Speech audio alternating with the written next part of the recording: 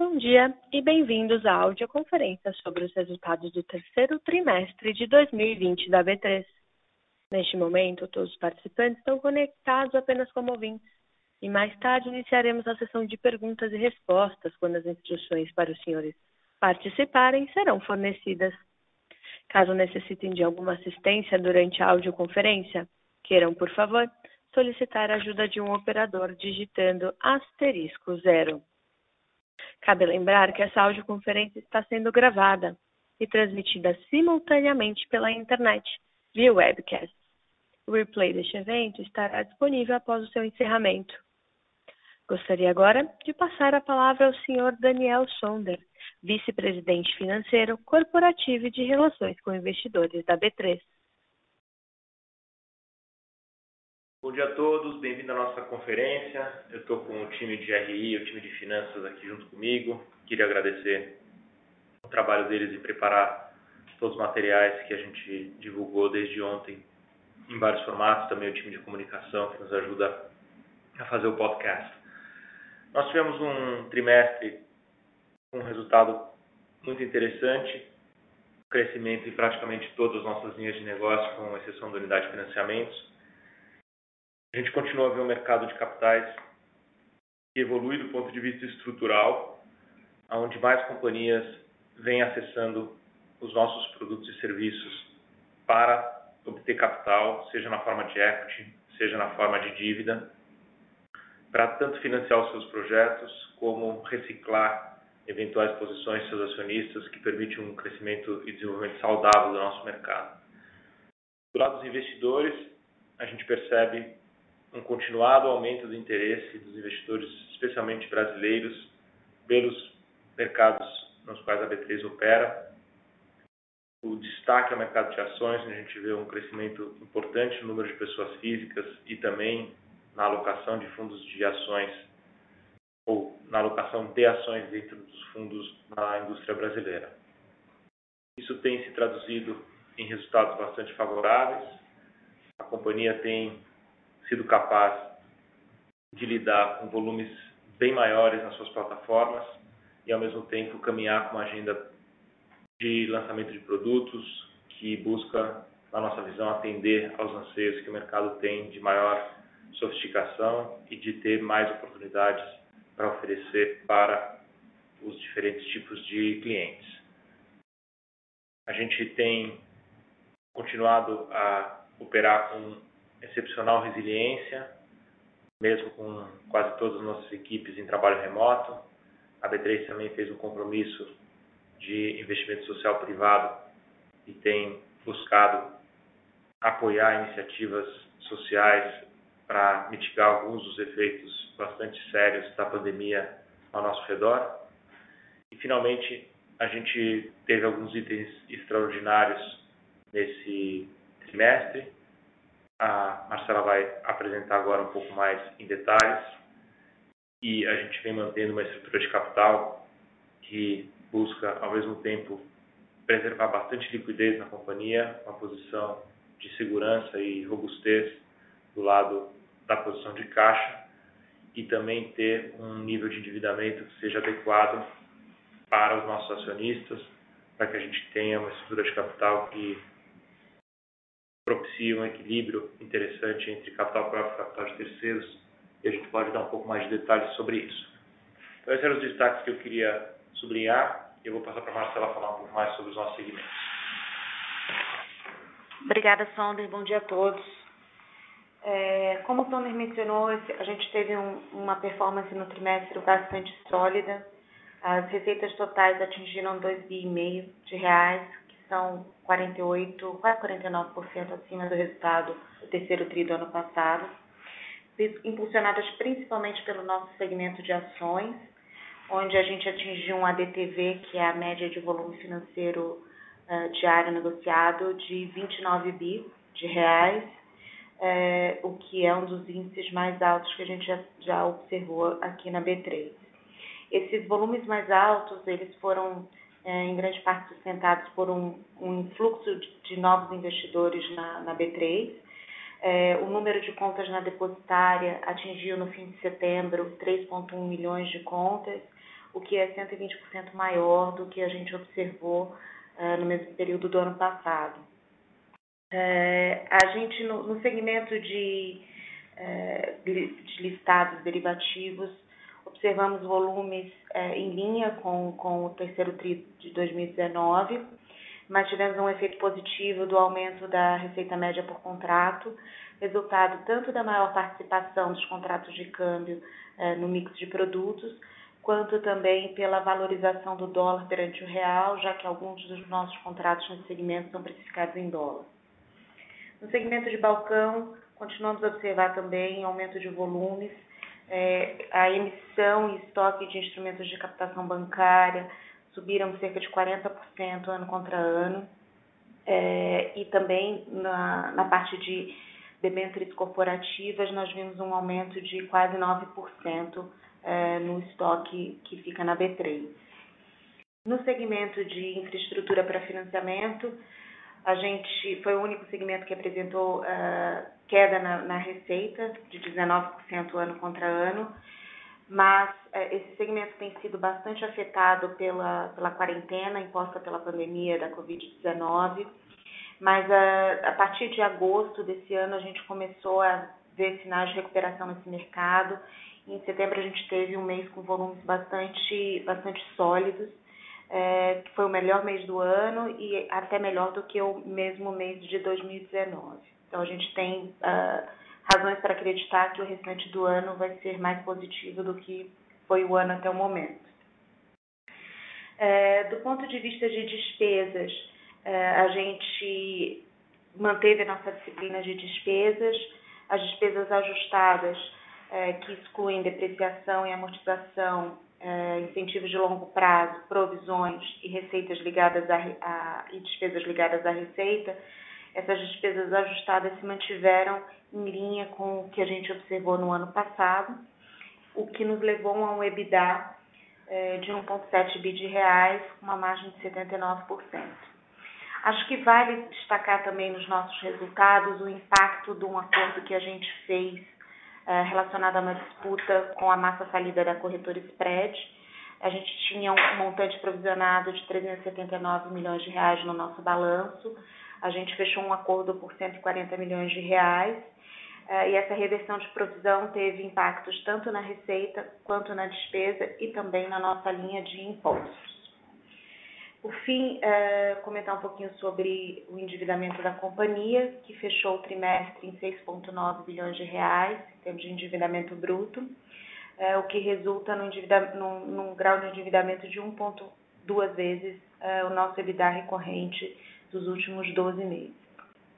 Tendo dito isso, acho que a gente abre agora para perguntas. Obrigada. Senhoras e senhores, iniciaremos agora a sessão de perguntas e respostas para investidores e analistas. Para fazer uma pergunta, por favor, digitem *1. Para retirar a pergunta da lista, digitem *2. Nossa primeira pergunta vem de Caio da Prato, Banco BS. Bom dia, pessoal. Obrigado pela oportunidade de fazer pergunta. Eu tenho duas perguntas, por favor. A primeira é relacionada à audiência pública da CVM sobre o ambiente regulatório no cenário com mais de uma bolsa. Vocês têm alguma atualização de quando a CVM deve soltar a regulação final sobre isso? E a segunda é em relação a volumes. Como que vocês estão vendo volumes até agora, o mês de novembro?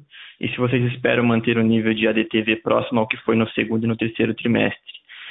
Além disso, vocês já conseguem mensurar o impacto de volumes vindo da mudança de BDRs com maior acesso a investidores pessoa física?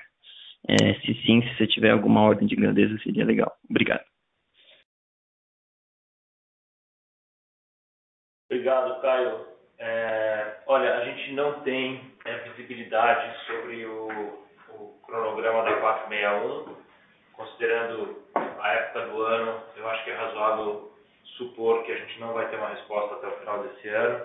É um assunto bastante complicado. Acho que o regulador está fazendo o trabalho que tem que fazer, de considerar os diversos aspectos, os diversos inputs que foram dados por uma audiência pública bastante ampla e onde muita gente contribuiu. Então, a gente está acompanhando isso de perto, mas a gente não tem um prazo para poder dar essa visibilidade. Força de volume, a gente tem visto os meses, já os primeiros, né, mês e meio aí do quarto trimestre, perdão, mais ou menos em linha com o que a gente observou no restante do ano. Então, um volume que permanece bastante significativo. A gente, né, se a gente olhar o market cap comparado com o ano passado, não houve um crescimento muito grande. Então, a gente está vendo que esse aumento, de fato, é turnover, é uma combinação de novos investidores que entram e também uma certa volatilidade ainda que está ao redor de nós, em função dos fatores econômicos e de saúde pública, né?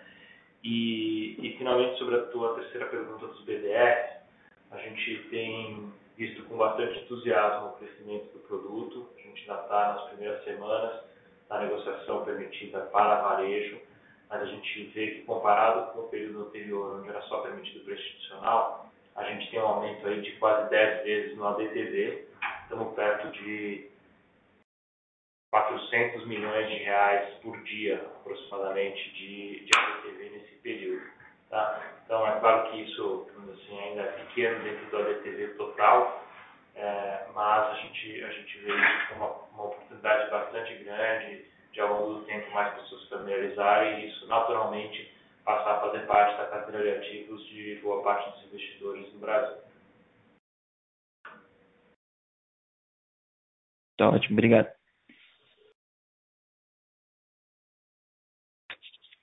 Nossa próxima pergunta vem de Gustavo Schroden, Goldman Sachs.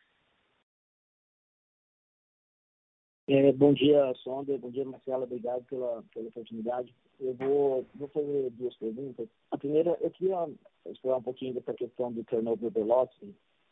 Ele está num patamar bem alto, né? Níveis assim, record high, se a gente for pensar em termos históricos, e um patamar bem elevado. Vou elaborar um pouquinho, Sandra, enfim, quais são os drivers que estão mantendo esse velocity tão alto e o que você acha que é um velocity sustentável da companhia, né? Sabe que esse é um ano um pouco atípico, com uma volatilidade um pouco diferente.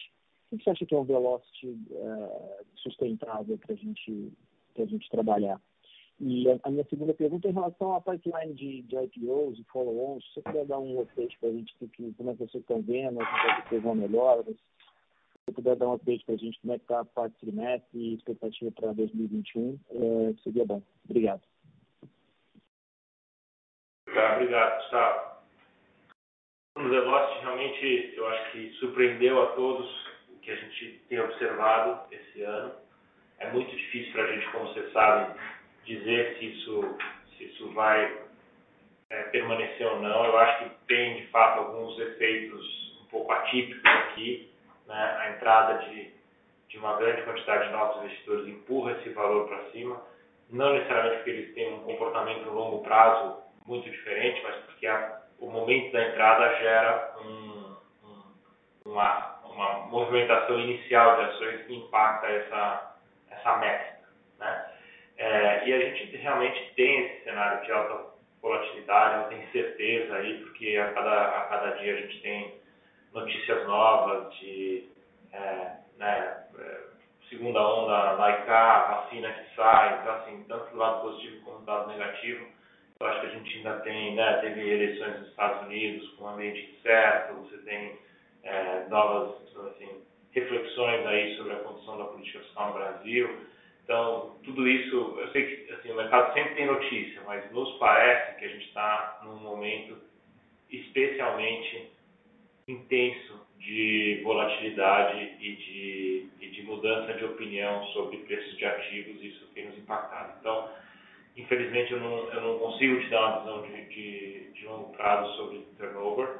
Eu acho que a gente, assim, me parece que a gente não deveria retornar aos números abaixo de 80 e 90 que a gente teve no ano passado, porque a gente tem mais gente, porque a gente tem, acho que, mais fundos também atuando no mercado de ações do que a gente teve, sei lá, 2, 3 anos atrás.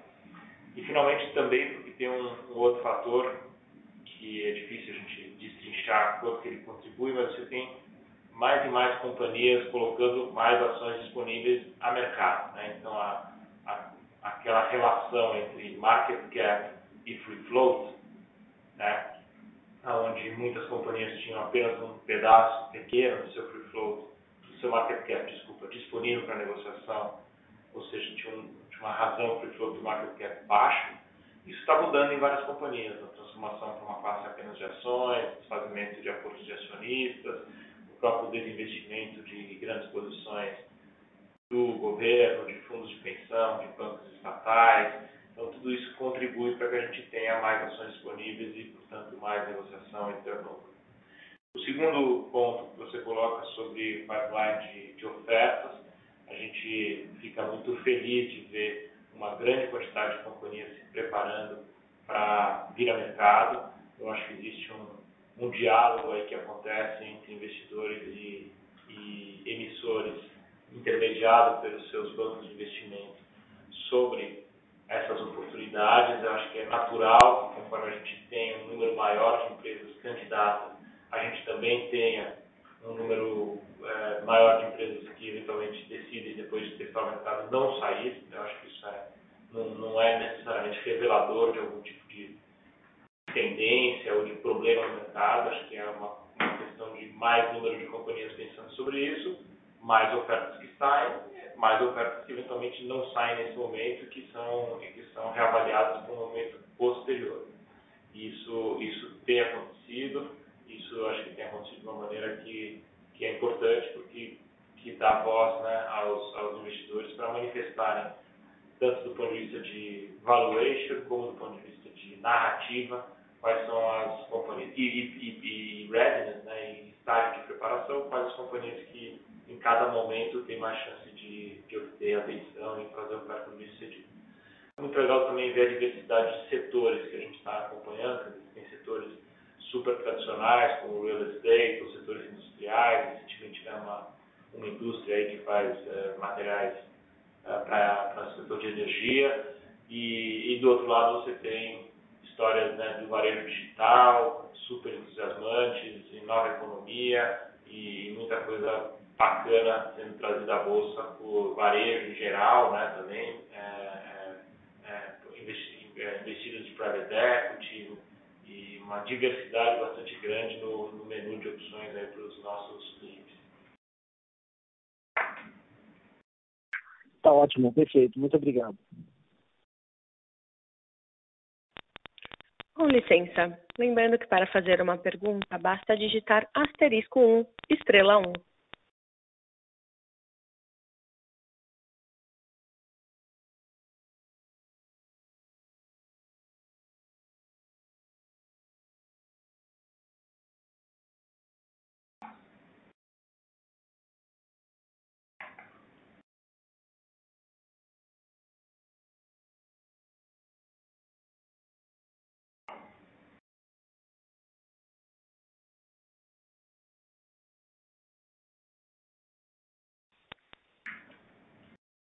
Encerramos neste momento a sessão de perguntas e respostas. Gostaria de passar a palavra ao Sr. Daniel Sonder para as considerações finais. Queria agradecer a todos pela presença e queria também chamar a atenção para o B3 Day, que é o nosso dia dos investidores, dos analistas, onde a gente faz uma apresentação um pouco mais ampla sobre a estratégia da companhia e os resultados de forma mais abrangente. E isso vai se dar nos dias 16 e 17 de dezembro. A gente dividiu em 2 dias, vai ser um evento feito online e a gente queria pedir para vocês reservarem amanhã, dos dias 16 e 17, entre 8h30 da manhã e 11 horas, se vocês tiverem paciência e interesse, ouvirem e acompanharem o que a gente vem fazendo. Muito obrigado e um bom dia a todos.